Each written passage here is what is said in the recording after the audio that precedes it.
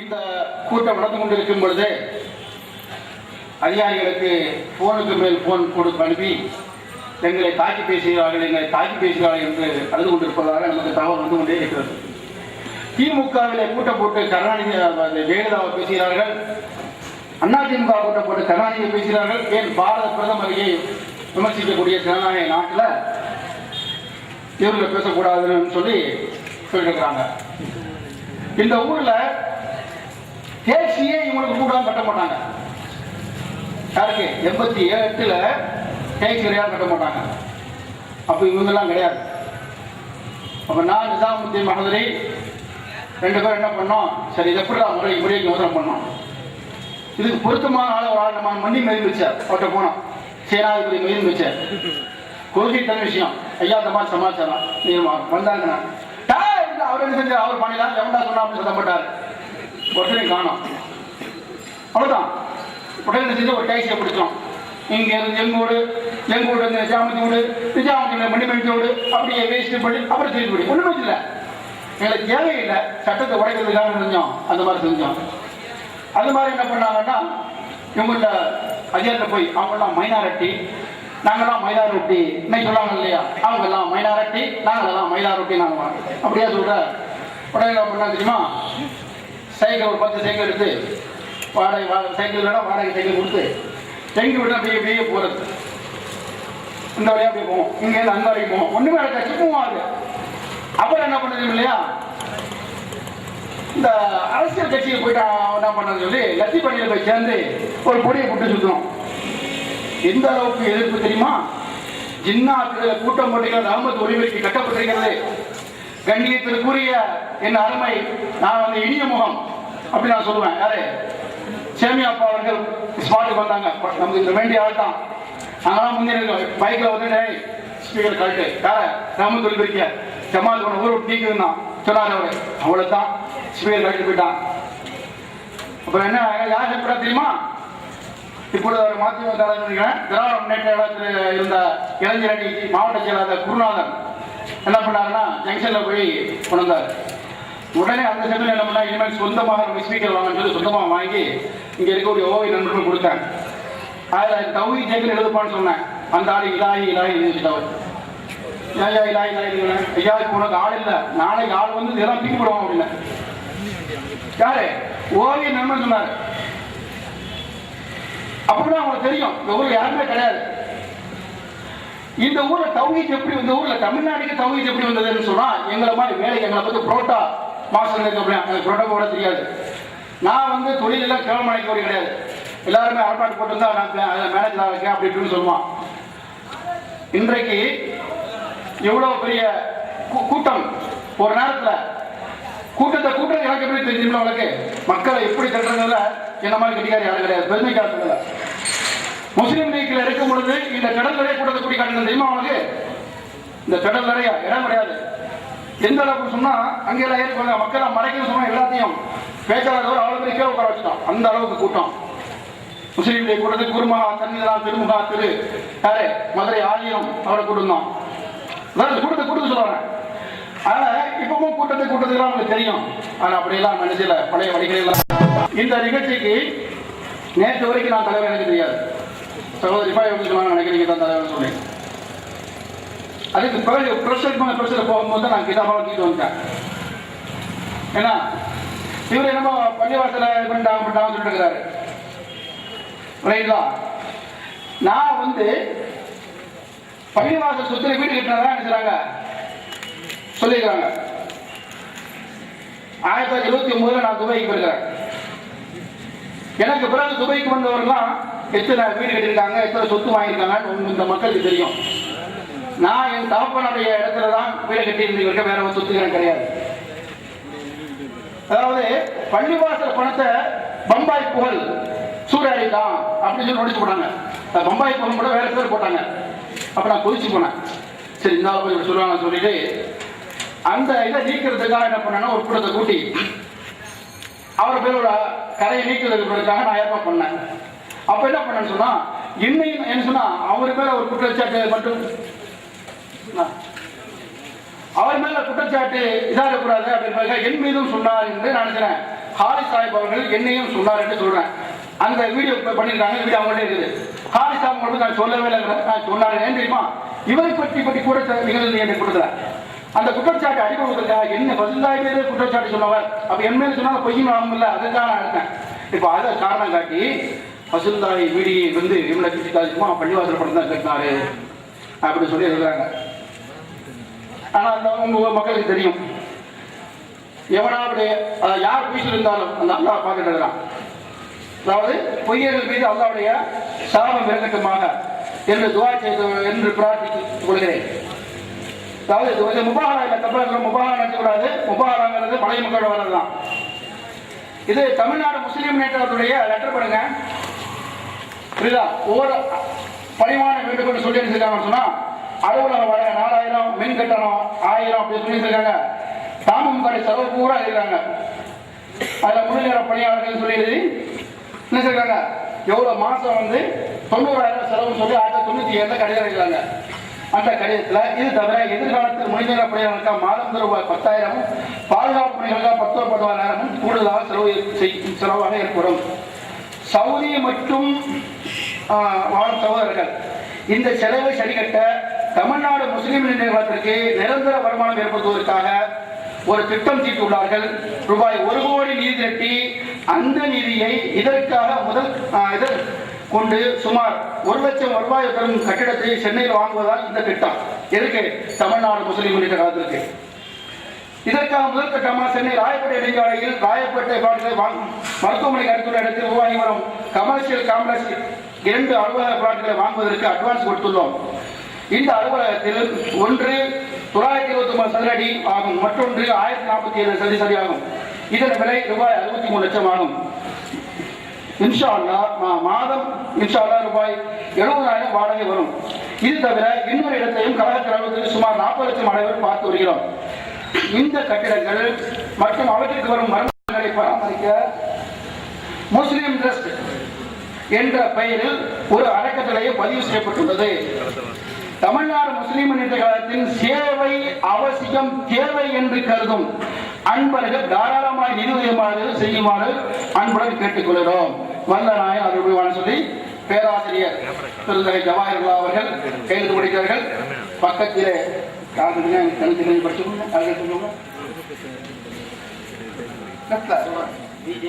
Zone சபி ஏற்படுறாங்க. இந்த சொத்து சொல்றாரு தாமதா இல்ல தௌஹீதுன்னு சொல்லிட்டு போட்டாரு. தாமதா வேணும் ஏன் தெரியுமா, அந்த ஆள் சொன்னதெல்லாம் சொல்லி சின்னதெல்லாம் கேட்டு கூடாது. ஏன்னா ஏதோ ஒரு 20 லட்ச ரூபா பள்ளி 30 லட்சம் பள்ளி பணம் பத்தி போகணும்னு பேசினாரு. அவங்க 3 கோடி ரூபாய் அம்பான் உட்காந்துருக்காங்க. சென்னையில் 1 கோடி வருமானம் ராயப்பேட்டை பிள்ளை மாசம் வருமானம் 5,000 வருது. அந்த பணத்தை குறித்து கொண்டு போயிட்டு இருக்கிறாரு. மதுரையில் அந்த பாடத்துக்கு வாங்கப்பட்ட பள்ளிவாசல் இடம், அதாவது அந்த பள்ளி இடத்திற்கு யாரு போய் கேட்கிறான்னு சொன்னா சீனி நீனா போய் கேட்கிறார். எப்பொழுது தமிழ்நாடு முஸ்லிம் மதுரை தலைவராக இருக்கும் பொழுது கேட்கிறார். அதற்கு பிறகு சிக்கந்தர் என்பவர் கேட்கிறார். அவரும் தமிழ்நாடு முஸ்லிம் பொறுப்பாளர் இருக்கும்போது கேட்கிறார்.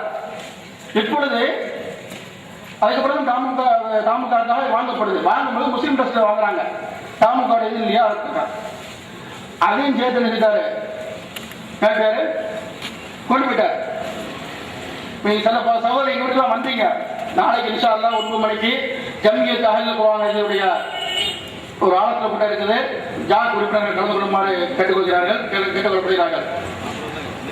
ஏன் ஜாக் கூட்டம் கூட்டு எல்லாம் தெரியல, சிரிக்கிறீங்க. இப்போ நான் வந்து 20 நாள் லீவ்ல தான் வந்தேன்.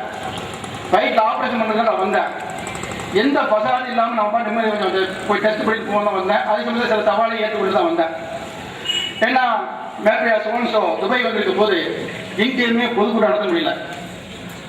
அந்த ஆள் எங்கேயா பொதுக்கூட்டம் போட்டு பேசலாம், சும்மா இருக்காம என்ன பண்ணாரு, வந்த உடனே முதல் பொதுக்கூட்டம் டிசம்பர் மாதம் 10ஆம் தேதி கிசஸ் சென்டர்ல போட்டார். கிசஸ் செய்ய தெரியுமில்ல, நான் இருக்கக்கூடிய இடம், நான் வேலை செய்யற இடம், ரெஸ்டாரண்ட், அந்த மியூசிக் எல்லாம் தெரியும். நான் போய் அங்கே போய் நான் மேனேஜர் ஆகலாம் சொல்ல மாட்டேன், கை தான் சொல்றேன். புரோட்டோகால் போட தெரியாது, போடுறது தப்பு இல்லை, தெரிஞ்சா போடலாம். அந்த ஏரியாவில் என்ன செஞ்சாங்கன்னா அவங்க கூட்டம் போட்டாங்க. டிசம்பர் 10 பாதுகாத்துங்க. நாளைக்கு கோர்ட்டு தவிர டிசம்பர் 10 வச்சாங்க இல்லையா?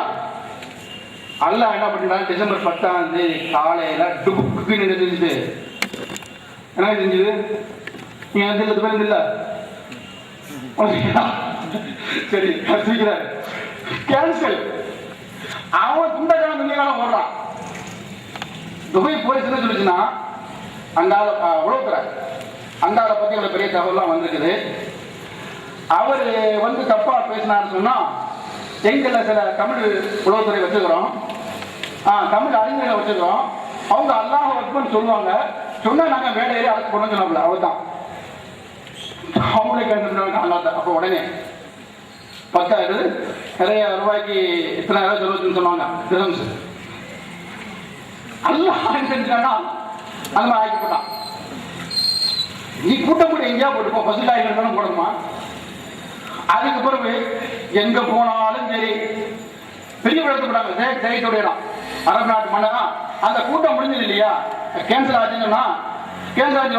40ஆம் பார்த்தா முடியல, சரி 40ஆம் பார்த்தா ஹராமன்னு சொன்ன நீங்க கேவலம் இல்லாத 40ஆம் பார்த்தே சொன்ன சொல்லி நினைச்சாப்ல தப்பிக்கா பார்த்தாப்ல. அதுக்கப்புறம் என்னாச்சுன்னா பெரிய பெரிய ஜெயத்துடைய லைப்ரரி அங்க எங்க என்ன செஞ்சாங்க, மன்னர் இடமாட்டு பார்த்தாங்க. ஒவ்வொரு இடமும் எப்படி கேன்சல் சொன்னா 10 மணிக்கு மீட்டிங் சொன்னா 8 மணிக்கு மீட்டிங்னா இப்படி கூட நம்ம மீட்டிங் ஆரம்பம் அதே தான் பேசுன மாதிரி ஒரு ஃபோன் போகும். சோன்சோ யார் தெரியுமா? இல்ல எங்கிருந்து ஃபோன் வருதுன்னா எப்படியோ சம்திங் அவ்வளவுதான். 6 மணிக்கு 6 மணிக்கு பேசுனா 5 மணிக்கு கொடுத்து 8 மணிக்கு பேசுறாங்கன்னா 7:30 எழுத்து. ரொம்ப மைனூட்டா என்ன பண்ணாங்கன்னு சொன்னா, இஸ்லாம் ஒரு இனிய மார்க்கம் நிகழ்ச்சி சொல்லி ஏன்னா ஒரு நிகழ்ச்சி அறிவிச்சாங்க. கிழக்கிற ஜமீல் என்னங்க, ஆமா யாரு இருக்காங்க, கிழக்கிற ஜமீல் மயக்க பிடிச்சி பேசினாரு. அவர் என்ன பண்ணாருன்னா, பயிரிடும் போது வந்து நினைச்சிட்டாப்ல காவல்துறை வந்து, ஐயா தட்டை தூக்கு, மைக்க பிடிக்காத. இந்த இதெல்லாம் நீங்கள் வெப்சைட்டில் பார்த்துருப்பீங்க. அதனால் அங்கேருந்து கேவலப்பட்டு ஒரு பப்ளிக் கூட்டம் நடத்த முடியல, எல்லாம் கதை கூட இன்னொரு முடியும் வந்தாங்கன்னா. அப்போ சவால் வராது, துபாய்க்கு போய் இலாய் மேலப்படை வந்து அந்த பப்ளிக் மீட்டிங் எங்கேயும் தமிழ்நாட்டை போட முடியாமல் ஆக்கி போடுங்கன்னு சொல்லி அவர் கோர்ட்டு ரஃபிக் படிச்சு அவர் வச்சு முடிச்சு கொண்டிருக்காரு. இப்போ அவர் அவங்க கூட இல்லாத விஷயம் டிஎன்டிஜி சரின்னு போயிட்டார். கோர்ட்டு ரஃபிக் வந்து டிஎன்டிஜி வந்து ஊழல் அப்படின்னு ஒரு ரிசைன்மெண்ட் போட்டால் நமக்கு கேள்விப்படுறோம். இவங்க சொன்னாங்க நாங்கள் நீட்டாங்க வாங்க சரி இருக்கட்டும்.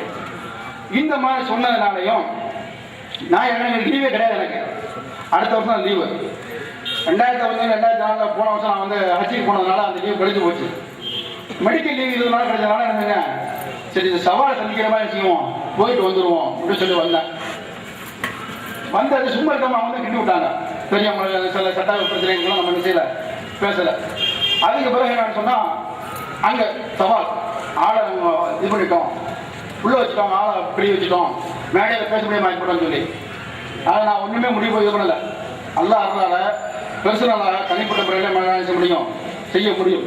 அது சகோதரர்கள் யாருமே அவங்களாக வச்சுருக்காங்க, தற்பா பண்ணிக்கிறாங்க. அந்த அடிப்படையில் நம்ம நினைச்சிடும் இந்த இடத்துல பேசிட்டு இருக்கிறோம். கொஞ்சம் நேரம் தான் இருக்குது. இருந்தாலும் 1986 750 ரூபா சம்பளத்துக்கு அன்னச்சாரத்தில் ஆசிரியர் சேர்ந்தார் மிஸ்டர் சோன்சோ. அது சொல்லி முடிச்சிடோம்ல, 750 ரூபா. மண்டல கிருஷ்ணன் 1000 ரூபா கொடுத்தான். இங்கே நாங்கள் போயிட்டோம்ல. 86 இருந்து 90 வரைக்கும் தௌஹீது புரிய காணும். எங்க இருந்தாரு? சுன்னத் ஜமாத் பள்ளி வண்டலூர் பள்ளியில் வந்து செஞ்சாரு. 750 ரூபா சம்பளத்தை விட்டு 1000 ரூபா சம்பளம் போயிட்டாரு. தௌஹீத் 1980 தௌஹீத் சொல்றாரு. இவங்க சொல்றாங்க இவங்கெல்லாம் காசு இல்லாட்டலாம் பிரச்சாரம் செய்ய மாட்டாங்க, பதவிகளை பற்றி குறைச்சிட்டு இருக்கிறாங்க. எங்களை மாதிரி எங்க புரோட்டா மாசம் சொல்றாங்களா, எங்களை மாதிரி நாங்கெல்லாம் மாசம் 10 திரகம் போட்டு சம்பளம் பேசிதான் நாங்கள் எங்களுக்கு ஐஎஸ்சி ஜமாத் சார்பாக கிடையாது தான் நீங்க சங்கரமத்திற்கு கிடைக்கிற சம்பளத்தை நாங்கள் தர்றோம் அப்படி சொன்ன பிறகு எங்கள்கிட்ட வேலைக்கு சேர்ந்தவர் தான் செய்யலாம் பற்றி மற்ற அதனுடைய மற்றவங்கலாம் எல்லாருமே 88 வரைக்கும் ஐஎஸ்சி சம்பளம் வாங்கினவர் தான் செய்யலாம் அப்படி. இந்த கதை கூட எனக்கு எடுத்து வரல, அதான் அன்னைக்கு ஆதாரம் காட்டிக்கிற பல பேர்கிட்ட. 88 பிறகு தான் 2000 ரூபாய் திருப்பி கொடுத்து புரட்சி மனை பேரே போடக்கூடாதுன்னு சொல்றாரு. ஏன்னா ஏன்னு சொன்னா பொருளாதாரத்தை அள்ளி வழங்கியவர்கள் நம்ம உங்களை போன்ற உழைப்பாளிகள். காசுக்காகத்தான் இவங்க கூலியை ஒழிய உரிமைக்காக அல்ல. ஒரு கடிதத்தை மட்டும் படிச்சு காட்டுறேன். படிச்சு பார்த்தீங்க இல்லையா? தாங்கள் பள்ளி இளவைக்காக 24,2002 ரூபாய் 25,000 ஆரஞ்சு 2020 இதே வகைக்காக 50,000 75,000 மொத்தம் 75,000 பெற்றுக்கொண்டேன். அதுபோல் மஸ்ஜித் ரஹ்மானில் பணிபுரான் 1995 சொன்னார்னா எனக்கு மனைவி பிரிஞ்சு இருக்க முடியல, நான் எங்கள் ஊரோட இருக்கணும், அதுக்கு ஏற்பாடு பண்ணுங்க. 94 லாஸ்ட் 95 ஆரம்பம் என்று சொன்னதற்காகத்தான் நாம் என்ன செஞ்சோம், அவரை இங்கே வேலைக்கு வச்சோம். வெளிய கொள்கை புரிய செய்யல. அதே மாதிரி ஒரு யாருங்க தேசிய மாவட்டத்தில் 2000 சேர்த்தோம். மசூத் ஆலிம் அவர் 2000 சம்பளம் சுண்ணத்து மட்டும் செஞ்சாராம். ஒரு காலத்தில் இந்த ரிஃபாயா இருந்திருக்கிறாரு, ஒரு ஆளுங்க கொடுத்த 88 வந்தாரு. அப்போ அவர் 88 அந்த பக்கம் தான் நட்பு படைக்குவாரு. இந்த மாதிரி திருவிதாங்கூர் ஒரு ஆளுங்க இருக்கிறார், நல்லா பேசுறாரு. அவர் நீ மாதம் 1000 ரூபாய் கொடுத்தா தவிர்த்து பிரச்சாரம் பண்ணுவான்னு சொன்னார். அப்போ நம்ம கொஞ்சம் நினைச்சிட்டோம், காசு வரலாம் தேவையில்லைன்னு சொன்னோம். தேவை நடிகர்கிட்ட ஏமாந்துட்டோம். நாம நடிகரை கூட்டம் போட முடியும். சிலவங்க நடிகர்லாம் பொதுவாக சும்மா மடையில நடிகரை ஏற்றிட்டு இருக்காங்க, உங்களுக்கு தெரியும். ஏன்னா அந்த மாதிரி சிறப்பு சொல்லி நேற்று சிறப்பு நிகழ்ச்சி எடுத்ததுல உடைய நாம கபடி போட்டி வைக்கணும். சடுகுடு போட்டி அது என்ன பண்ணிருக்கோம், அடுத்தவன் கால வர்ற போட்டி. அடுத்தவன் கால வர்றது ஜெயிக்க முடியும். அடுத்தவன் கால வாரிய பழக்கப்பட்டவனுக்கு நமக்கு வீர விளையாட்டி ஆகிறது, நவீன தப்சி ஆகிறது. அடுத்தவன் கால வாரிய பழக்கப்பட்டவனுக்கு எந்த போட்டி ஆகுதுன்னா இந்த சடுகுடு போட்டி. சடுகுடு சடுகுடு சட்டம் குடு குடு குடு குடு குடு குடு குடு குடுக்கிட்டே குடு குடு குடு குடு எப்படி சட்டம் குடு சட்டம் குடு குடு குடு இப்படியே வாங்கி பழக்கப்பட்டவங்க. ஏன் சொன்னா கொடுக்கப்படுறது என்னைக்காவது உங்க நிர்வாகிகள் தெரியுமா என்பதற்கு தான். மஸ்ஜித் ரஹ்மான் பணிபுரியும் இமாம் மசூத் ஆலிம் அவர்கள் வீடு வாங்கும் வகைக்காக தக்காத் தொகையாக ரூபாய் 30,000 மேற்கொண்டு 20,000 மொத்தம் 50,000 தங்களை பெற்றுக்கொண்டேன். இந்த தொகை அதாவது 50,000 மசூத் அலிகளுக்கு அளித்து விட்டேன். நிர்வாகிகள் தெரியுமா இருக்காது, அதாவது வேலை செய்வாங்க பட்டமா சொல்லுவாங்க. விநாயகரை கூட கடைசிமா சொல்லிப்பார், அதான் இங்கே நினைக்கிறேன் இல்லையா? சரி, இது போன்று ஜமாத் வகைக்காக 4 கார்லெஸ் பண்களையும் 4 கார்லெஸ் பண்றது பாத்துங்க. இதுக்கு ஆசிரியர் கடிதம் நிறைய கடிதம் பாதுகாக்கல. எங்க வீட்டுக்கு வந்திருக்கீங்க பல இதை நான் போட்டு பாருங்க பாருங்க கரெக்டாக. சரி, ஒரே ஒன்று சொல்லி முடிச்சுறாங்க. சரி, மிச்சதெல்லாம் மண்டபம் தான் வைக்க தேவையில்லை, நம்மளுடைய இது முடிஞ்சு போச்சு. அதாவது துபாயில் பட்ட கேவலத்தை நாங்கள் முடிவு சொன்னாங்க. என்ன தலைவராக போட்டு சீக்கிரம் இந்த நிகழ்ச்சி எழுந்ததில் சீட்டானுக்கு பெரிய அடி, டவுசர் கட்சிக்கு பெருதோல் என்று சொல்லிக்கொண்டு பம்பாய் புகழ் பற்றி அவர் சொல்லி கொடுத்தார். பம்பாய் அவரை பற்றி பம்பாயில் அரபிகளுக்கு பெண்ணை கூட்டி கொடுத்து காசு வாங்கினாருன்னு சொல்லி ஒரு குற்றச்சாட்டு பிடிச்சார். சரி, அப்போ நான் என்ன பண்ணேன்னா குற்றச்சாட்டை பிடிச்சி வாங்க சொல்லி கூப்பிட்டேன். இவர் வர மறுத்தார். இவரை எடுத்து போய் இருந்தேன்னா நிரூபின்னு சொன்னேன். அந்த ஆளு சொன்ன ஒரு பேரை சொல்ல முடியாதுன்னு சொன்னார். அது சொன்ன ஒரு பேர் முடியாது, அது நம்ப மாட்டேன்னு சொன்னார். இதை நம்ப முடியாதுன்னு சொல்லி அந்த ஆள் பிடிச்சதை மட்டும் மாட்டி விட்டோம். அதெல்லாம் வீடியோ பண்ணியிருக்காங்க. இதே மாதிரி தான் பசுவில்லாய் பெருந்தொகை வாங்கி அந்த பக்கம் முடிச்சு போட்டாங்க, உங்களுக்கு தெரியும். அதை போட்டு தான் பள்ளியாளத்தை கைப்பற்றிருக்கிறாங்க. அப்போ கேட்குறாங்க, பசுவில்லாய் பெருந்தொகை யார்ட்டா வாங்கினாரு, நம்பகமானாரு, அது சொல்லக்கூடாது. அப்போ என்ன அர்த்தம் புரிஞ்சிச்சிங்களா? புரியறவங்க புரிஞ்சுங்க. ஏன்னா அதனால நம்ம நிறைய விஷயங்கள் சும்மா அவங்க பள்ளிவா அப்போ நம்ம பப்ளிக் கூட்டத்தில் காவல்துறை சொன்னாலும் அவங்களுக்கு அனுப்பினா வேண்டுவார். அந்த பள்ளியில் மைக்கு போட்டு எடுக்கிறாரு, வார வாரம் எங்களை தான் பேசியிருக்கிறார்.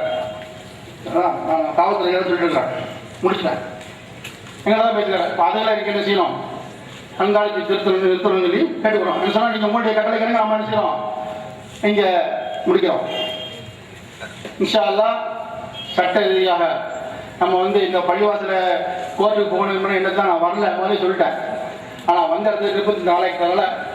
இன்ஷா அல்லாஹ் சட்ட ரீதியாக நாம் மஸ்ஜித் ரஹ்மானை மீட்போம், மீட்டு சவுதியானவர்களை கொண்டு வரும் என்று கூறி அடுத்தபடியாக அப்துல் ரஹ்மான் ஷிபி அவர்களை பேசுவாங்க. காவல்துறை ஐயா வேணா நம்ம நினைக்கிட்டான். அஸ்ஸலாமு அலைக்கும் வரஹ்மத்துல்லாஹி வபரகாத்துஹு. அளவற்ற அருளாளனும் நிகரற்ற அன்புடையவனாகிய எல்லாம் வல்ல அல்லாஹ்வின் பெயர் போற்றி என் உரையை நான் ஆரம்பம் செய்கிறேன். அல்லாஹ்வின் அருளும் அமைதியும் இறுதி தூதர் முஹம்மது ஸல்லல்லாஹு அலைஹி வஸல்லம் அவர்கள் மீதும் அவர்களது அடிச்சுவற்றை பின்பற்றி நடந்த சஹாபா பெருமக்கள் மீதும் உலகில் வாழ்ந்து மறைந்த நல்லடியார்கள் மீதும் நம் அனைவர்கள் மீதும் உண்டாவதாக. அன்பிற்கினிய அல்லாஹ்வின் நல்லடியார்களே, சகோதரர்களே, பெரியவர்களே, இளைஞர்களே, நோன்பு தரும் படிப்பினைகள் என்ற தலைப்பின் கீழே குர்ஆன் ஹதீஸின் வெளிச்சத்தில் இன்ஷா அல்லாஹ் சில விஷயங்களை நாம் தெரிந்து கொள்ளலாம். என்னுடைய உரை இன்ஷா அல்லாஹ் மிகச் சரியாக 11 மணிக்கெல்லாம் முடிந்துவிடும் என்பதையும், நான் உண்மையில் நோன்பு தரும் படிப்பினைகள் என்ற தலைப்பை பற்றி மட்டும்தான் பேசுவேன் என்பதையும் ஒரு வாக்குறுதியாக உங்களிடத்தில் சொல்லிக் கொள்கிறேன்.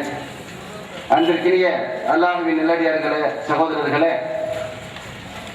அல்லாஹ்வுடைய மாபெரும் கிருபையினால் புனிதமிகு ரமலானுடைய மாதத்திலே பகலெல்லாம் நோன்பு நோற்றவர்களாக, இரவெல்லாம் நின்று வணங்கியவர்களாக அம்மாதத்தை நாம் கழித்திருக்கிறோம். அந்த ரமலானுடைய மாதத்திலே நாம் பெற்ற அந்த படிப்பினைகள் என்பது ரமலான் அல்லாத மாதத்திலும் தொடர வேண்டும் என்று அல்லாஹ் விரும்புகிறார். அதனால்தான் அதில் இருந்து நாம் பெற வேண்டிய படிப்பினைகளை திருக்குர்ஆனிலே மிக தெளிவாக அல்லாஹ் சுட்டி காட்டுகிறார்.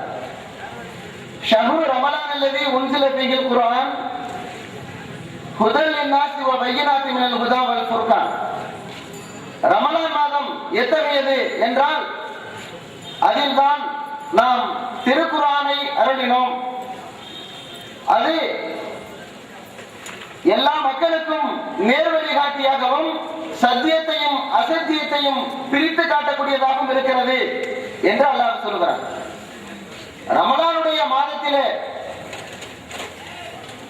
மிகப்பெரிய சிறப்பு எது அப்படின்னா நோன்பு அப்படின்னு நம்ம சொல்லுவோம். ஆனா அல்லாஹ் நோன்பு அப்படின்னு சொல்லல. அல்லாஹ்வுடைய பார்வையிலே முதல் சிறப்பு என்பது திருக்குர்ஆன் அருளப்பட்டதுதான்.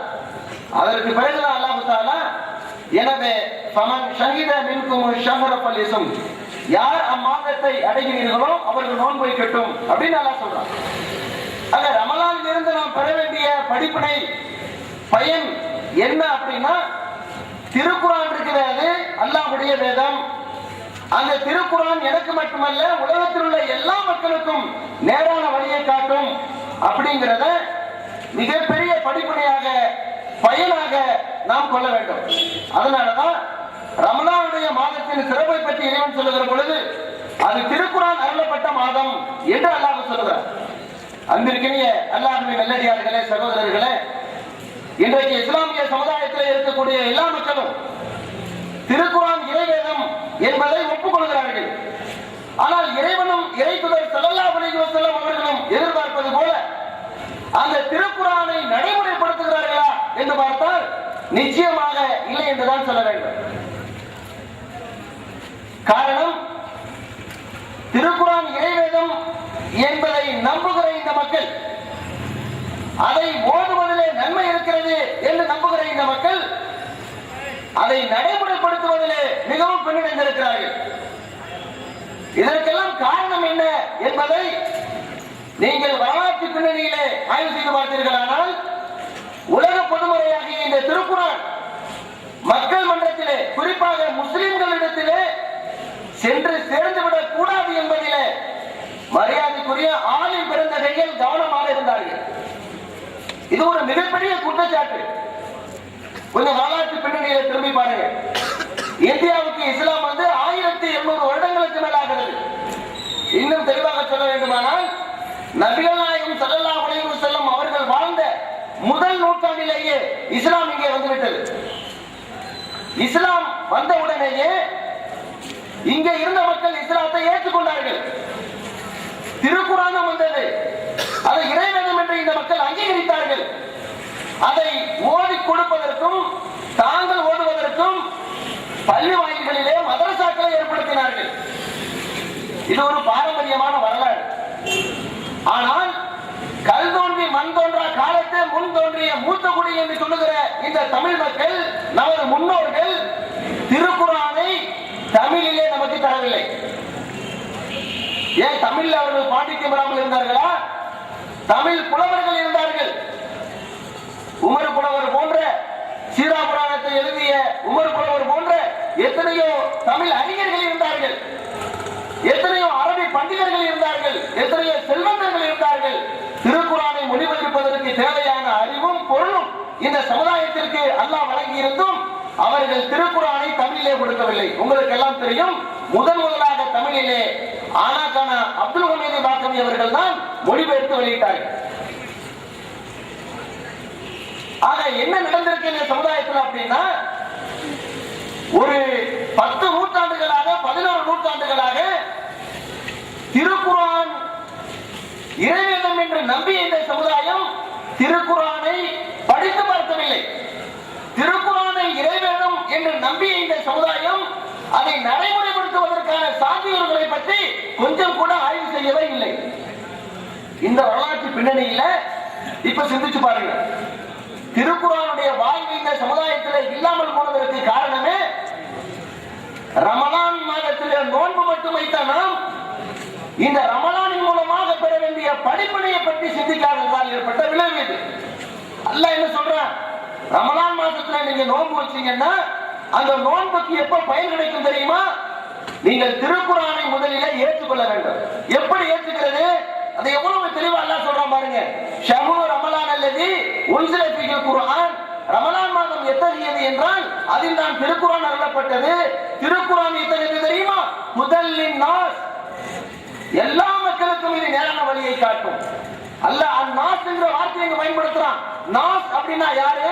நாம தெரியும் நமக்கெல்லாம். குல் அஊது பிரப்பின் நாஸ். அல்லாஹ் இருக்கிறானே அவன் ரப்பன் நாஸ், மனிதர்களின் இறைச்சகன். அவனிடத்திலே காவல் தேடுகிறேன். மனிதர்களுடைய இறைச்சகன் சொன்னா மனிதர்கள்ங்கிற வார்த்தை யாரை குறிக்குது? ராமகோபாலனையும் அத்வானியையும் வாஜ்பாயையும் பால்தாக்கரையும் குறிக்கும். அப்துல்லாவையும் அப்துல் காதரையும் அப்துல் ரஹ்மானையும் குறிக்கும். இவர்கள் தான் மனிதர்கள். அந்நாஸ் என்ற வார்த்தைக்கு அதான் பொருள். அல்லாஹ் என்ன சொல்றான்? முதலில் நாஸ், ரமலான் மாதத்தில் அருளப்பட்ட இந்த குர்ஆன் எல்லா மக்களுக்கும் நேரான வழியை காட்டும் என்று சொல்லுகிறார். நாம என்ன விளங்கணும்? மக்களுக்கு நேரான வழியை காட்டாது. யாருக்கு இது நேரான வழியை காட்டும்? ஆலிம்கள் இருக்கிறார்களே, மதரசாவிலே சென்று 7 வருடங்களாக ஓதி இருக்கிறார்களே, அவர்களுக்கு தான் இந்த குர்ஆன் புரியும் அப்படின்னு நாம அல்லாஹ் சொல்லுவதற்கு மாற்றமாக நம்பிக்கொண்டு ரமலான் மாசத்துல நோன்பு வைக்கிறோம். இந்த நோன்பு கூடுமா? இந்த சிறப்பை அடைய முடியுமா? எப்படி பயனை அடைய முடியும்? சும்மா பசித்திருக்கிறது, சாகித்திருக்கிறது, உணவு தியாகம் செய்யறது, தண்ணீரை தியாகம் செய்யறது, இதன் மூலமாக நோன்பு அடைஞ்சிட முடியாது. உண்மையான நோன்பு அதன் மூலமாக நன்மை பெறணும் அப்படின்னு சொன்னா அல்லாஹ் சொல்ற மாதிரி நான் வைக்கக்கூடிய இந்த நோன்பு, நான் அடைந்திருக்கிற இந்த ரமலானுடைய மாதம் திருக்குர்ஆன் இறங்கிய மாதம், திருக்குர்ஆனை பற்றி அல்லாஹ் என்ன சொல்கிறானோ அதை நான் ஏற்றுக்கொள்வேன் அப்படிங்கிற மனப்பான்மைக்கு நமக்கு வரணும். இந்த சமுதாயத்திலே ஆளும் பெருந்தகைகளால் மிகப்பெரிய பாதிப்பு இந்த சமுதாயத்திற்கு ஏற்பட்டிருக்கிறது. நிறைய வரலாற்று பின்னணிகள் இருக்குது. உதாரணத்துக்கு பாருங்க, தமிழ்நாட்டிலே முதலாக எங்க அச்சகம் வந்துச்சு அப்படின்னு சொன்னா தரங்கம்பாடியில போர்த்துகீசியர்கள் மூலமா பிரிண்டிங் செய்யற அந்த மெத்தட் முதல்ல அங்கதான் அரங்கேற்றப்பட்டுச்சு. கிறிஸ்தவர்கள் அவங்க என்ன பண்ணாங்க? பிரிண்டிங் பண்ணும் பொழுது முதலா பைபிள பிரிண்டிங் பண்றான். பைபிள பிரிண்டிங் பண்ணி மக்கள்கிட்ட கர்த்தருடைய அற்புதத்தை பாருங்க அப்படின்னு காட்டி அதை வச்சு கிறிஸ்தவ பிரச்சாரத்தை பண்ணான். இது அவர்களுடைய ஒரு தந்திரம். அந்த காலத்தில் அரபியில பிரிண்டிங் பண்ற மெத்தட் தமிழ்நாட்டில் கிடையாது. ஹைதராபாத் போகணும் அல்லது பாம்பே போகணும். அப்ப என்ன பண்ணாங்க இங்க உள்ள ஆளுங்கள்? நமது மார்க்க மொழி அரபியா இருக்கிறதுனால நாம அரபியில பிரிண்டிங் பண்ணுவோம் அப்படின்னு கீழக்கரையில இன்றைக்கும் அருஷியா தைக்கா என்று மதரசா இருக்கிறது. அங்கே முதலாக அரபிய அச்சகத்தை பரக்காத்தியா லித்தோபிரஸ் என்ற பெயரிலே ஆரம்பம் செய்கிறார்கள். அங்க முதல்ல எதை பிரிண்டிங் பண்ணணும்? முதல்ல பிரிண்டிங் பண்ணும் பொழுது தரங்கம்பாடியில போர்த்துகீசியர்கள் பைபிள பிரிண்டிங் பண்றான். நம்ம ஆளு கிழக்கரையில பரக்காத்தியா லித்தோபிரஸ் சொல்லி அரபிய பிரிண்டிங் பண்றான். எதை பிரிண்டிங் பண்ணி இருக்கணும்? அவனுடைய வேதத்தை பிரிண்டிங் பண்ற மாதிரி நீ குர்ஆனை பிரிண்டிங் பண்ணிருக்கலாம்ல, பண்ணல. எதை பிரிண்டிங் செய்தார்கள் தெரியுமா? சுபஹான மௌலிதை பிரிண்டிங் செய்தார்கள், முஹைதீன் மௌலிதை பிரிண்டிங் செய்தார்கள், ஷாகுல் ஹமீது நாயகம் அவர் பெயராலே உள்ள மௌலிதை பிரிண்டிங் செய்தார்கள். எத்தனையோ கப்சாக்கள் குப்பைகள் இருக்கிறது, அதைத்தான் அங்கே முதலாக பிரிண்டிங் பண்ணார்கள். எப்படி மக்களுக்கு மார்க்கம் வளரும்? அதையெல்லாம் தமிழிலே எழுதி வைத்த நமது முன்னோர்கள் குர்ஆனுடைய சட்டங்களை, குர்ஆனுடைய மொழிபெயர்ப்பை அரபு தமிழ் என்று சொல்லி அரபு தமிழ் அல்லாத ஒரு மொழியில புரியாத ஒரு பாஷையில் எழுதி வச்சு மார்க்கத்தை கஷ்டமாக்கினார்கள். இதனால் திருக்குர்ஆனை பின்பற்றி இந்த உலகத்திலேயே முன்மாதிரியாக வாழ வேண்டிய இந்த இஸ்லாமிய சமுதாயம் இன்றைக்கு திருக்குர்ஆனை ஏதோ ஒரு அலமாரியிலே பாதுகாக்கப்பட வேண்டிய ஒரு பொக்கிஷத்தை போல மூட்டை கட்டி வைத்துவிட்டு இன்றைக்கு தாண்டோண்டித்தனமாக வாழ்ந்து கொண்டிருப்பதற்கு காரணமே நமது முன்னோர்கள் செய்த அந்த மிகப்பெரிய தவறு என்பதை நாம் புரிந்து கொள்ள வேண்டும். திருக்குர்ஆனை அல்லாஹ் சொல்வது போல நீங்கள் அணுகவில்லை என்று சொன்னால், திருக்குர்ஆன் எங்களுக்கு புரியாது என்று நீங்கள் சொல்வீர்களானால் ரமலான் நோன்பு நோற்றதிலேயே இந்த அர்த்தமும் இல்லை. காரணம் என்னது? ரமலானுடைய சிறப்பு என்பது நோன்பினால் அல்ல, அது இரண்டாவது. ரமலானுக்கு இருக்கக்கூடிய முதல் சிறப்பு என்பது அது திருக்குர்ஆன் அருளப்பட்ட மாதம் என்பதுதான் என்று அல்லாஹ் திருமறையிலே சொல்லி காட்டுகிறார். நபிகள் நாயகம் ஸல்லல்லாஹு அலைஹி வஸல்லம் சொன்னாங்க, கபர்ல கொண்டு போய் வச்ச உடனே அவர்கிட்ட சில கேள்விகள் கேட்கப்படுது. மன் ரப்புக்க, ஒமா தீனுக்க, ஒமன் ரசூலுக்க. அடுத்து நமக்கு தெரியும், உன்னுடைய இறைவன் யார், உன்னுடைய மார்க்கம் எது, உனக்கு அனுப்பப்பட்ட தூதர் யார், இப்படி எல்லாம் கேள்வி கேட்கப்படுது. நல்லடியார் வந்து கரெக்டா பதில் சொல்லிடுறார். அப்ப அந்த மாணவர்கள் கேட்பாங்களா, நீ எப்படி இந்த பதிலை கற்றுக்கொண்டாய்?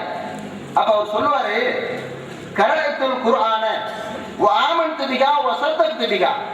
நான் திருக்குர்ஆனை ஓதினேன், அதை படித்தேன், அதை நம்பினேன், அதை உண்மைப்படுத்தினேன் அப்படின்னு அவர் சொல்லுவார். அப்படியா? நூக்க நௌமத்தில் அருஷா, புதுமணமகன் உறங்குவது போன்று உறங்கி என்று அவருக்கு சொல்லப்படும் அப்படின்னு சொன்னாங்க நபிகள் நாயகம் ஸல்லல்லாஹு அலைஹி வஸல்லம். பர்ரா இப்னு ஆஸிப் ரலியல்லாஹு அன்ஹு அவர்கள் அறிவிக்கக்கூடிய இந்த ஹதீஸ் ஆதாரப்பூர்வமான நபிமொழிகளில் இடம்பெற்றிருக்கிறது. திருமதி அபூதாவூத் போன்ற நூல்களில். நீங்க நாம கவனிக்க வேண்டிய விஷயம் என்ன தெரியுமா? குர்ஆனை படித்து அதை நம்பி அதை உண்மைப்படுத்துகிறவன் தான் கேள்விகளுக்கு சரியான முறையில் பதில் சொல்ல முடியும். ஆனா இன்னைக்கு குர்ஆனை படிப்பது என்று சொன்னாலே இது என்ன வீக்லியா டெய்லியா இதை படிக்கிறதுன்னு சொல்றான் என்று படிப்பது என்ற வார்த்தையை சொல்லக்கூடாது, அதை ஓதத்தான் வேண்டும் என்று 1400 சொச்ச வருடங்களாக அரபியிலேயே நமது சமுதாயம் ஓதி கொண்டிருக்கிறது. பிறகு இந்த ஆலிம் என்ன சொல்கிறார்கள்? குர்ஆன் யாருக்கும் விளங்காது, அதுக்கு எத்தனையோ கலைகள் இருக்குது, அதையெல்லாம் போய் அரபி மதரசாக்களை கத்துக்கிட்டு வரணும். என்னது அரபி மதரசாக்களை சொல்லி கொடுக்குறாங்க? அரபி மதரசாக்களை சொல்லிக் கொடுக்கிற கல்வியை வைத்து குர்ஆனை விளங்குகிற அளவுக்கு தான் அங்கே பாடத்திட்டங்கள் இருக்கிறதா? கண்டிப்பா இல்ல. அஃப்லாக்னு சொல்லிட்டு ஒரு கிதாப் வச்சிருக்காங்க அரபி மதரசாக்கள்ல, தஸ்ரீகுல் அஃப்லாக். வானவியல் பற்றிய கல்வி அங்கே கற்றுக் கொடுக்கப்படுதான். எந்த வானவியல் தெரியுமா? இன்னைக்கு படிக்கிற எல்கேஜி படிக்கிற கடை கூட சொல்லிடுவான், இந்த ஒட்டுமொத்த இந்த பூகோளத்தை பால்வீதியில உலாவுகிற இந்த கோள்களையே சூரிய குடும்பம் நாம சொல்றோம், சூரியனை மையமா வச்சு எல்லா கோள்களும் சுத்துதுன்னு இப்ப நம்ம வந்து அறிவியல் பூர்வமா நம்பிட்டு இருக்கிறோம். அதுதான் உண்மை. அந்த தஸ்ரீகுல் அஃப்லாக் எப்ப எழுதப்பட்டது தெரியுமா? 150 வருஷத்துக்கு முன்னால பூமியை மையமாக வைத்துதான் எல்லா கோள்களும் சுற்றுகிறது என்று எழுதப்பட்ட காலத்தில் உள்ள அந்த நூலை வைத்துக் கொண்டு இன்றைக்கு படித்து கொடுத்துக் கொண்டிருக்கிறார்கள். விஞ்ஞானத்தையே தப்பாக போதிக்கப்படுகிற அந்த இடத்தில் படித்துவிட்டு குர்ஆனை படிச்சுட்டு என்ன விளக்கத்தை சொல்லுவான்?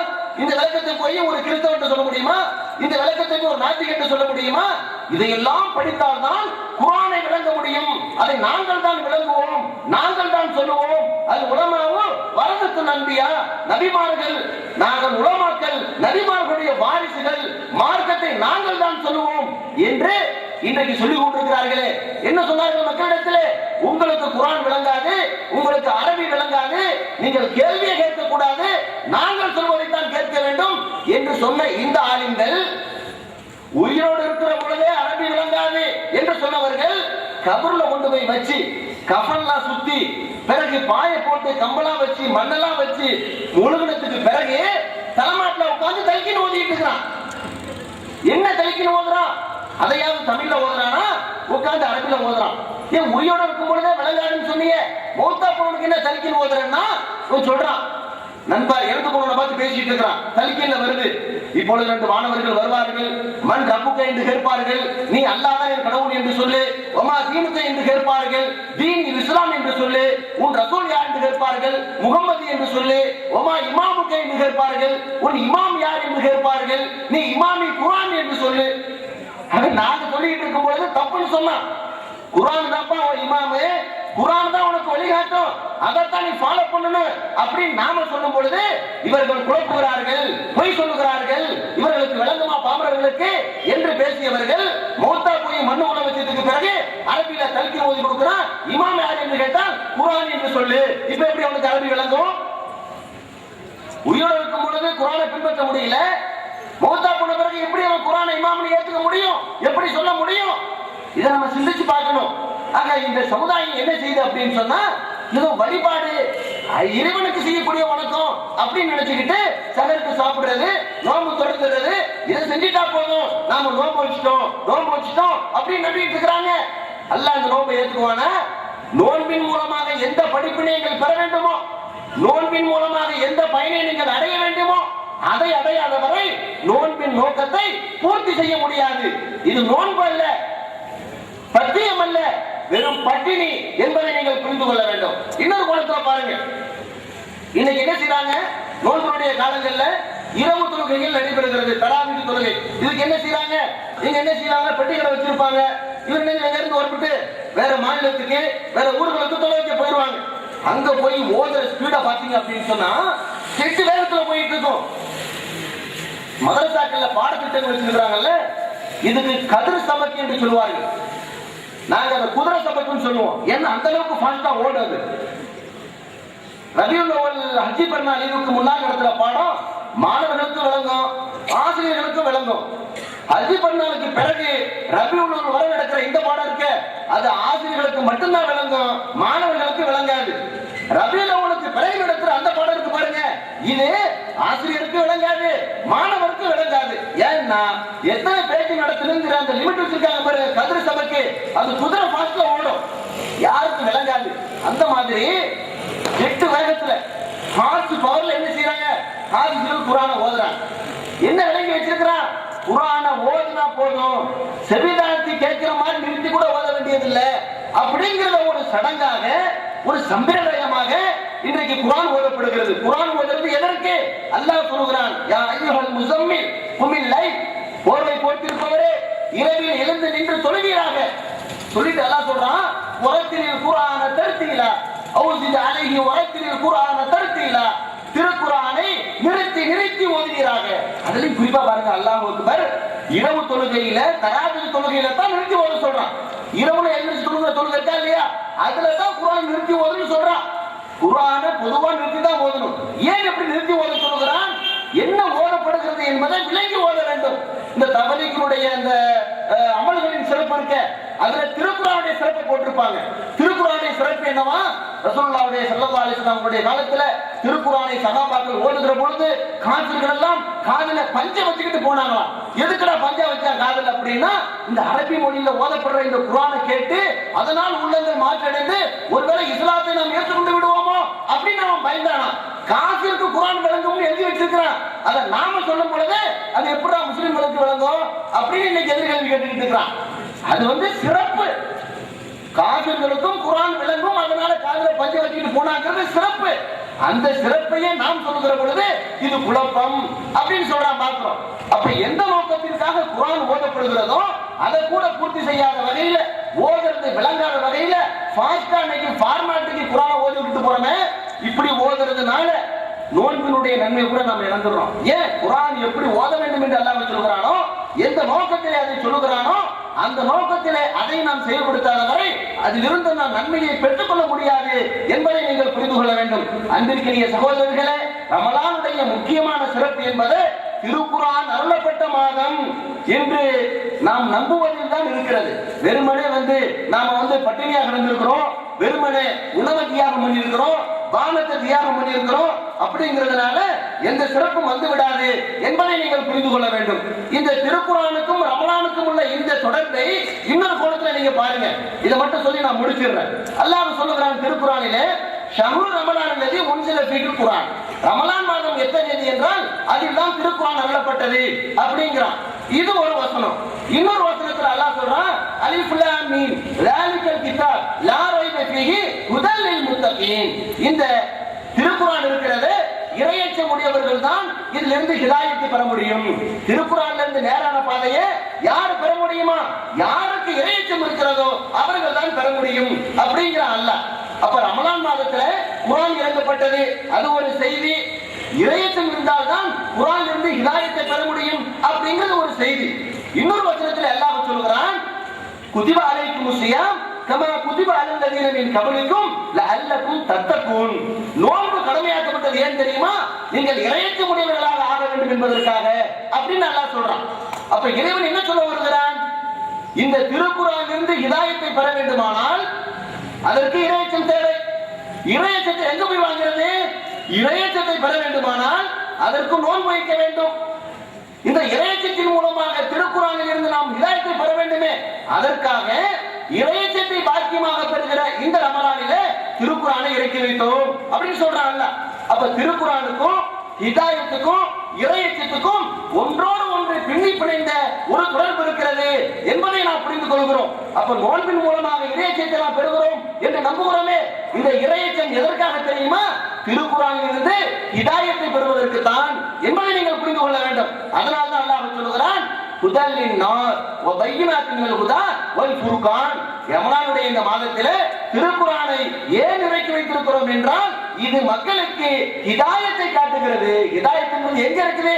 இமாம்களை பின்பற்றுவதிலே இல்லை, தரீகாவை பின்பற்றுவதிலே இல்லை, தர்காவை சுற்றி வருவதிலே இல்லை, அவுலியாக்களை பிடித்துக் கொண்டு தொங்குவதிலே இல்லை, ஷேகுமார்கள் முரீதுமார்கள் அது இது என்று இன்றைக்கு இஸ்லாமிய சமுதாயம் வழி தவறி போய் கொண்டிருக்கிறது. அதிலே அல்ல ஹிதாயத். ஹிதாயத் என்பது இறைவன் சொல்லுவது போல குர்ஆனில் தான் இருக்கிறது. இறைவன் சொல்வது போல குர்ஆனில் தான் இருக்கிறது.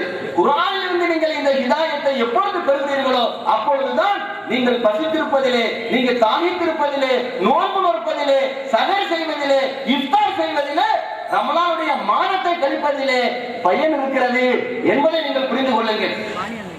நபிகள் நாயகம் ஸல்லல்லாஹு அலைஹி வஸல்லம் ஒரு முறை மிம்பரிலே ஏறுகிறார்கள். ஏறுகிற பொழுது ஆமீன் ஆமீன் ஆமீன் என்று சொல்கிறார்கள். சஹாபாக்கள் கேட்டாங்க, அல்லாஹ்வுடைய தூதரே, ஆமீன் ஆமீன் என்ற வழக்கத்திற்கு மாற்றமாக சொன்னீர்களே, என்ன காரணம் கேட்கும்போது சொன்னாங்க, நபிகள் நாயகம் ஸல்லல்லாஹு அலைஹி வஸல்லம் ஜிப்ரீலினிடத்திலே வந்தார். வந்து யார் ரமலானுடைய மாதத்தை அடைந்து அந்த மாதத்திலே உரிய பயனை முழுமையாக அடையவில்லையோ அவர்கள் நாசமாகட்டும் என்று சொன்னார். நான் ஆமீன் என்று சொன்னேன் அப்படின்னு சொன்னாங்க நபிகள் நாயகம் ஸல்லல்லாஹு அலைஹி வஸல்லம். நீங்க நம்ம டெய்லி நோன்பு வச்சோம், கரெக்டா இஃப்தார் பண்ணோம், கரெக்டா சஹர் பண்ணோம், இரவு தொழுகை எல்லாம் தொழணும் அப்படின்னு நீங்க விளங்கி வச்சிருக்கிற பயன் இருக்குது, அதை அடைஞ்சிட்டு தான் நீங்க நினைச்சிட்டீங்கன்னு சொன்னா அது அல்ல பயன். இறைத்தூதர் ஸல்லல்லாஹு அலைஹி வஸல்லம் அவர்கள் சொல்வது போல, அல்லாஹ் திருக்குர்ஆனிலே சொல்வது போல, ரமலானுடைய நோன்பு உங்களுக்கு தர வேண்டிய படிப்பினை என்பது திருக்குர்ஆனிலிருந்து நீங்கள் பெற வேண்டிய ஹிதாயத்து தான். கடந்த கால சமுதாயத்தில் நமது முன்னோர்களுக்கு கொடுக்காத மிகப்பெரிய பாக்கியத்தை அல்லாஹ் நமக்கு தந்திருக்கிறான். உங்களுடைய தாய்மொழியிலே, பழம் தமிழிலே திருக்குர்ஆனை நீங்கள் படித்து பார்க்க முடியும். 20க்கும் மேற்பட்ட மொழிபெயர்ப்புகள் வந்துவிட்டது. அது மட்டுமல்ல, அல்லாஹ்வுடைய மகத்தான கிருபையினாலே ஹதீஸ் நூல்கள் எல்லாம் இன்றைக்கு தமிழிலே வந்துவிட்டது. படித்து பாருங்கள், ஹிதாயத்தை பெறுங்கள். எப்பொழுது இந்த மாதிரி இறைவன் சொல்வது போல ஹிதாயத்தை பெறுவதற்கு நீங்கள் முயற்சிக்கிறீர்களோ, ஹிதாயத்து குர்ஆனில் இருந்து எனக்கு கிடைக்கும், நான் அதை பெற முடியும். வலக்கத் யஸ்ஸரல் குர்ஆனில் லிதிக்ர். நீங்கள் ஹிதாயத்தை பெறுவதற்காக, படிப்பினை பெறுவதற்காக இறைவன் இலகுவாக்கி வைத்திருக்கிறேன் என்று சொல்லுகிறானே, இலகுவான இந்த குர்ஆன் எனக்கு விளங்கும். குர்ஆனை நீங்கள் சிந்திக்க வேண்டாமா?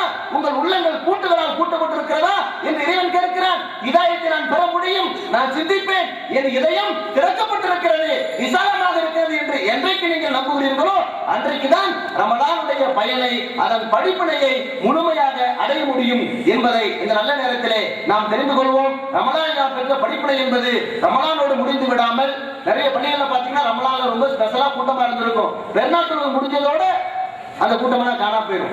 எதுக்காக பெருநாள் கொண்டாடுறது? ரமலானை அடைந்தோம் என்பதற்காக அல்ல. ரமலான் அப்பா ஒரு மாதிரியா போட்டு முடிச்சாச்சுடா அப்படிங்கிற சந்தோஷத்துல பெருநாள் கொண்டாடின மாதிரி அதுக்கு அடுத்த நாள்ல இருந்து பள்ளிக்கு கூட்டமே வராது. அந்த மாதிரி பெறுவது படிப்பனை இல்லை. இந்த ரமலானை நாம் பெற்ற படிப்பனை அடுத்த ரமலான் வரை தொடர வேண்டும். அப்படிப்பட்ட நல்ல பாக்கியசாலிகளாக ரமலானில் இருந்து உண்மையான படிப்பனையை பெற்றவர்களாக பயனை அடைந்தவர்களாக அல்லாஹ் நம் அனைவரையும் மாற்றுவானாக. அதற்கு நாம் முயற்சிப்போமாக என்று கூறி வாய்ப்பளித்தமைக்கு நன்றி கூறி விடைபெறுகிறேன். வாஹித் தாவானா அல்ஹம்துலில்லாஹி ரப்பில் ஆலமீன். அஸ்ஸலாமு அலைக்கும் வரஹ்மத்துல்லாஹி வபரகாத்துஹு. யாரெல்லாம் பார்க்கிறார்களோ அவர்களுக்கு அல்லாஹ் மகத்தான கூடிய கொடுப்பான் என்று கூறி சில சில சுபானக் அல்லாஹும் பிஹம்திஹி அஷ்ஹது அல்லா இலாஹா இல்லா அன்த அஸ்தக்ஃபிருக வ அத்தூபு இலைக். அஸ்ஸலாமு அலைக்கும்.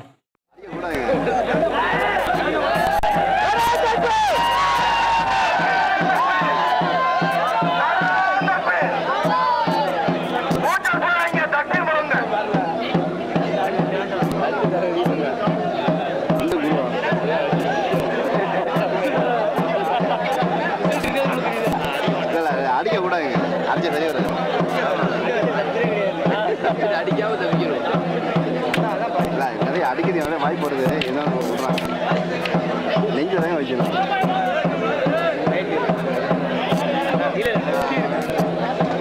பவர் வந்து நெஞ்சில் கம்ப வைக்கணும், அவ்வளோதான்.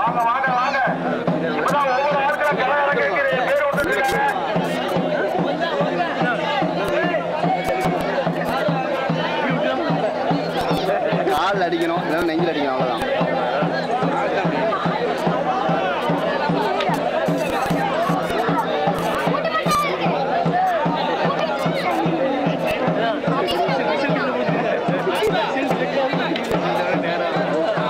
முடிச்சு டக்குன்னு கேரி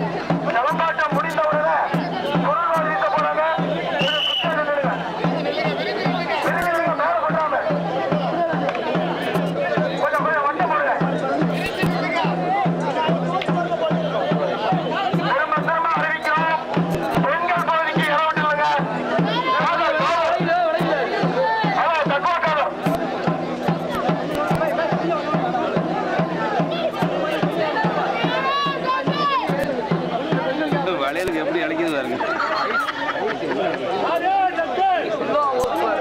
நெருக்காதீங்கப்பா. கட்சி விட்டு வச்சுங்க.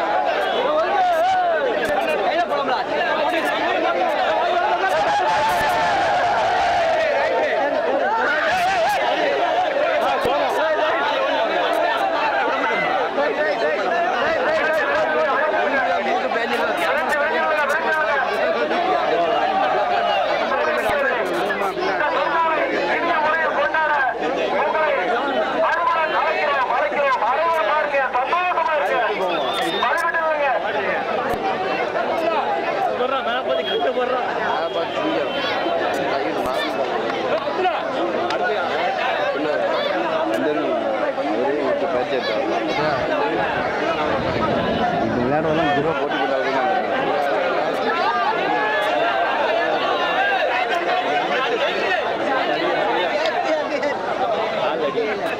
திருவள்ளுவர்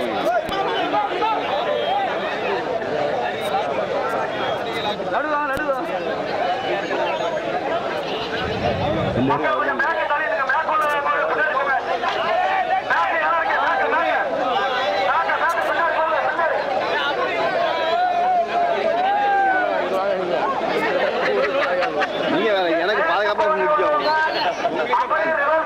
நான் இல்லை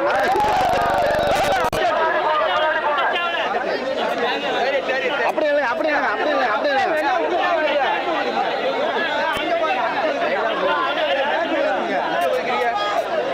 அந்த குழந்தை தூக்கி வச்சிங்கதா நஞ்சிராமதா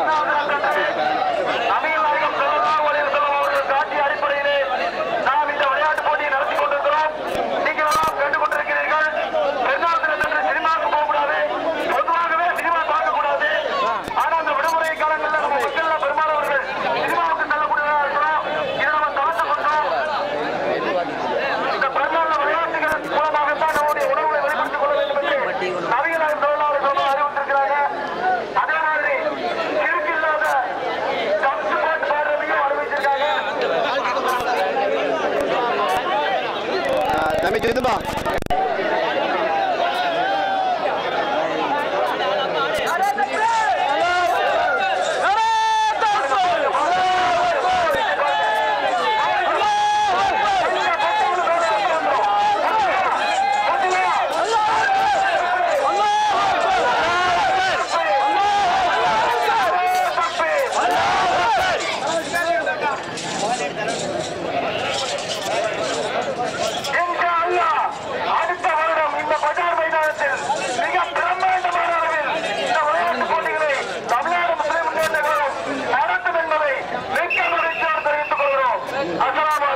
யாருப்பா பின்னால என்னமா பண்றியா?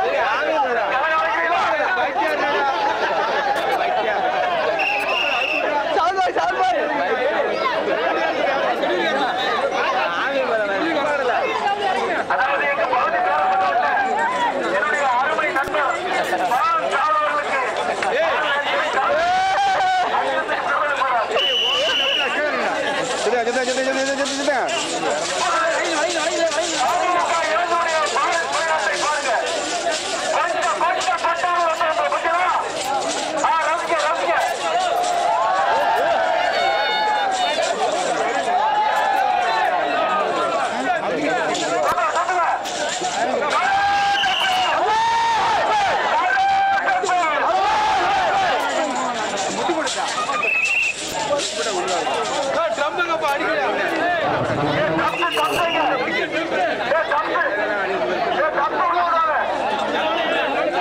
அப்சா அதில் அடிக்க சொல்லுங்க மைக்கில்.